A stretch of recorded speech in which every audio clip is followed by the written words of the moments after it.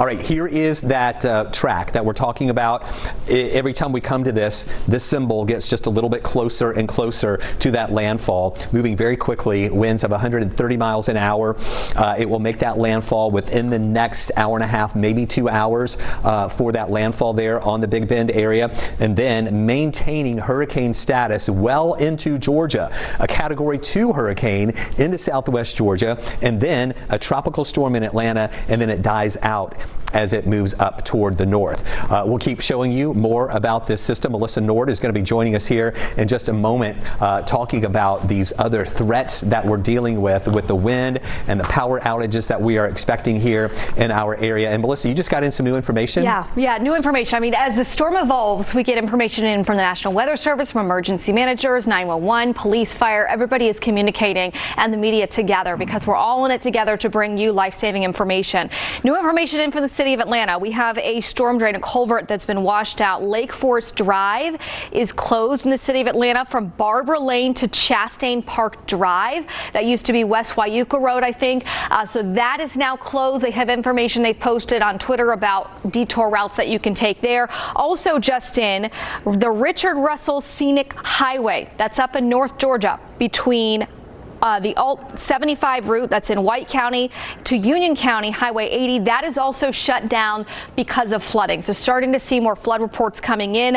And this is a really big storm. One of the things I want to point out is the size of this storm is really large. The hurricane force winds extend 60 miles outside the center of it, but the tropical storm force winds extend 310 miles across outside the center. So it's a really big storm, Helene. As it makes its way inland, that huge wind field is going to push through North Georgia, and everybody's going to see high winds. Now, there will be one path, one core area where the winds are strongest, but everybody will see the potential for trees, power lines to come down, power outages, and flooding. And that rain just keeps getting pushed further and further through North Georgia. We're seeing some areas where the rain is heavier than others.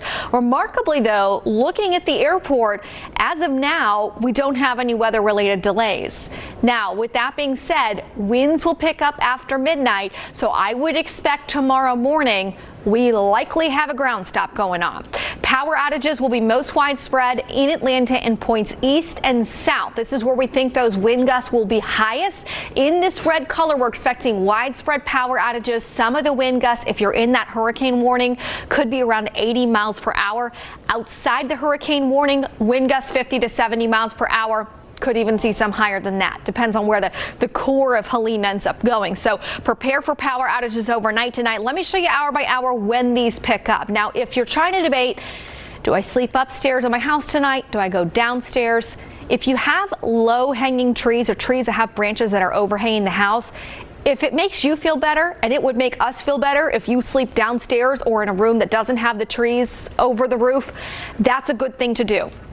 Not everybody has a basement at their house, but those are things you want to think about now before you go to bed tonight. So between now and midnight, it's turning breezy, but it's really not windy outside yet. We get into 2:30, 3, 4, 5, 6. That's when we see those peak gusts moving through. And Chris, these will last all the way through about 10 o'clock in the morning. It stays breezy tomorrow afternoon, really 3 a.m. to 9 a.m. The worst of those winds work over North Georgia. And then after that, we think we'll start to see some improvements. That's the good part about the fast movement of this storm. This storm is not going to come in and stall out and cause rain for days and days and wind for days and days. It's going to get in and out. So here's the timeline.